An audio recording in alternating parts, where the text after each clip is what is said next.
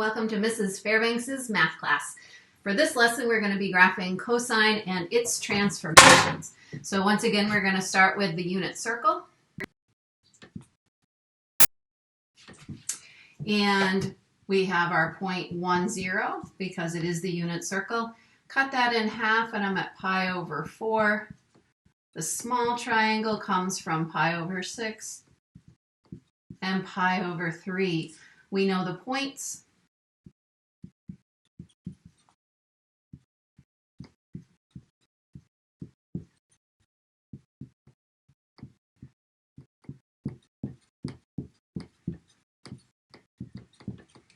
This time, because we're looking at cosine, cosine would be our adjacent. So that is our x value when our hypotenuse is 1. So here we're looking at the x values when we think about graphing our cosine. And again, we could go ahead and graph all 16 points, but I'm going to show you how to graph the parent graph of cosine using 5 key points. So we have y equals cosine x. I'm going to draw my coordinate plane.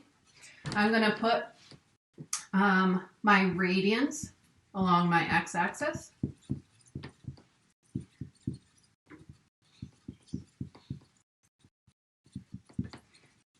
And amplitude of 1 and -1.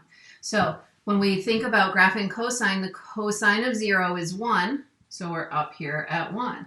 If I go all the way over to pi, my point is -1, 0. So at pi, we're down at our minimum of -1. And when we come back around, we're at the point 1, 0 again. So my cosine of 2 pi is 1.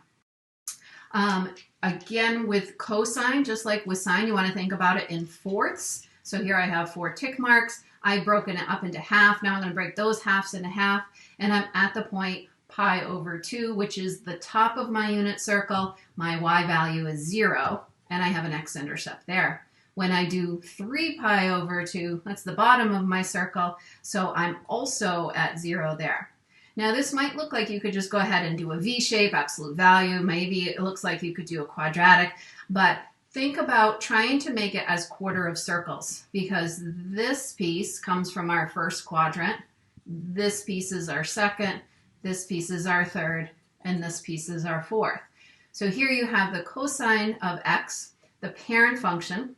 You can notice that it's different from sine because it does not start at the point 0, 0. But in a little bit later, we'll compare our graphs of cosine and sine. For our key properties, our maximum, we have a point at 0, 1. And our minimum, we have as pi -1. The domain is all real numbers. And our range is hard bracket -1, hard bracket to include both of those. You notice that those are both the same for our sine graph as well. Now let's take a look at y equals 3 cosine x. So when we have our parent functions and then we put some letters in, we're going to investigate what happens when we change A, B, C, and D. Notice that I have B outside of the parentheses, which would be different if it was inside the parentheses, so we'll look at that a little bit. But here I have y equals 3 cosine of x, where my A is 3. So my A is 3, which means my amplitude is 3. I'm going to go ahead and graph my coordinate plane, breaking it into fourths.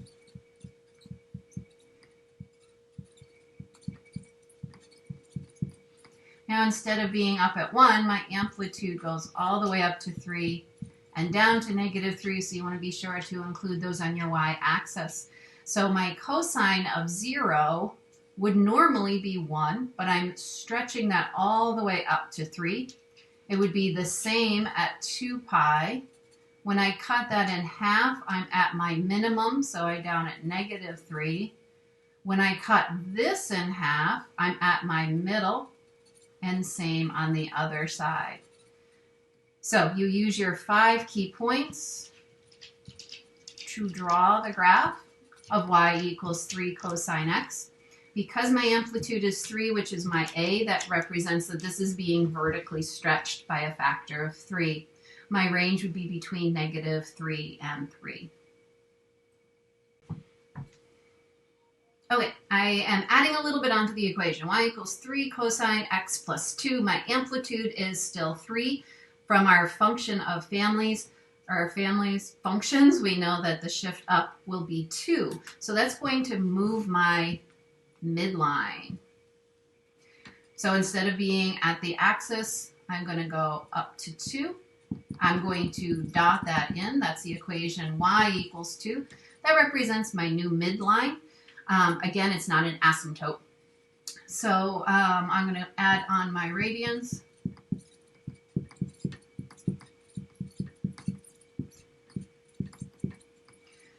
And the normal cosine graph would start up at 1. So I know that I'm going to be up on my y axis. But I have shifted up to 2 with an amplitude of 3, which means I'm really up at 5. So if I were to go ahead and plug in 0, cosine of 0 is 1. 3 times 1 is 3 plus 2 is 5. So that makes sense. The same is going to be true coming around the full circle for pi over 2. Cut that in half. Go down 3. 1, 2, 3, and I'm at -1. So I have a point at pi -1. That will happen to be my minimum.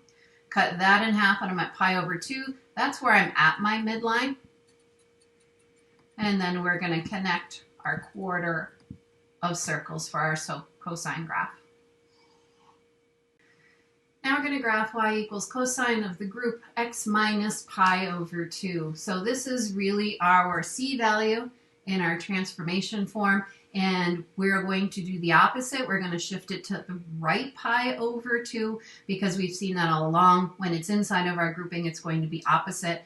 If I plug in the pi over 2, minus pi over 2, that's going to give me 0, so that's what we want. So this graph is going to go to the right pi over 2, and let's see how that changes our points. So I'm going to still start with our radians. And we know that our cosine would normally start up at 0, 1, but because I've moved this whole graph to the right pi over 2, I'm going to have a maximum at pi over 2, comma 1. And I would normally go 2 pi, so that's going to bring me to 5 pi over 2, where I will have another maximum. When I cut that in half, that puts me at 3 pi over 2 for my minimum. Cut that in half, and I'm at pi. Cut that in half, and I'm at 2 pi. And we have our cosine graph that is shifted to the right too. If you notice, when I'm drawing my circles as quarters, if I were to draw another quarter back, I would be at 0, 0. And now I have the graph y equals sine x. So these are called sinusoidal graphs. And when you're asked to do a sinusoidal graph, it could be represented by sine or cosine. So an easier way to write this equation would be this, y equals sine x. But it's important to know that it's also the same as the cosine graph shifted to the right pi over 2. When we get into our trig identities, we will be using those to help us verify and prove our identities. So knowing that the cosine is only pi over 2 shift different from sine is going to be an important connection for you to make. All right, let's take a look at this one. We have y equals -3 cosine 4x.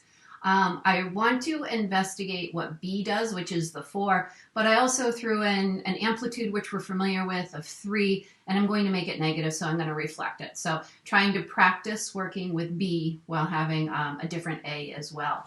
So the first thing I'm going to say is that b is 4. I have my formula that says period equals 2 pi over b. It is the same little formula as sine, because cosine and sine have the same period of 2 pi. So my period is going to be 2 pi over 4, or a half pi. So I'm going to graph that.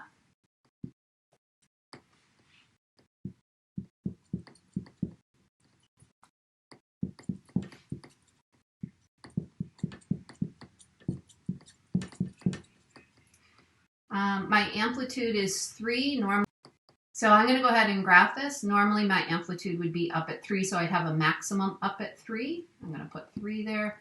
Minimum down at -3. But let's figure out how this period is going to work. So I need to get a whole cycle within pi over 2. So this is really squished. So I have my, instead of having my max, I'm going to have my min. And then I'm going to have another min at the end of that period. I'm going to go in the middle, which would be pi over 4, and I'm going to have my maximum. And then in the middle of those would be 8s. Then I'm going to be at my x-axis, and it's going to look real skinny, a little tricky to draw. And we have that. I could keep going.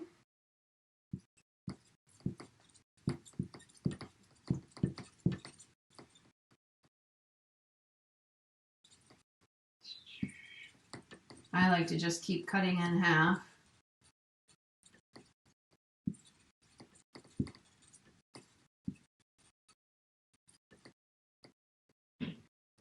And that's there. Half factor. What did I do here? Pi, 3 pi over 2. There we go. This one looks just a little bigger. No, that's a, yeah, that's a half. And there we are. Like that. So you can see I get 4 cycles in this. It is horizontally compressed by a factor of 4. It has an amplitude of 3, and it is reflected over the x-axis.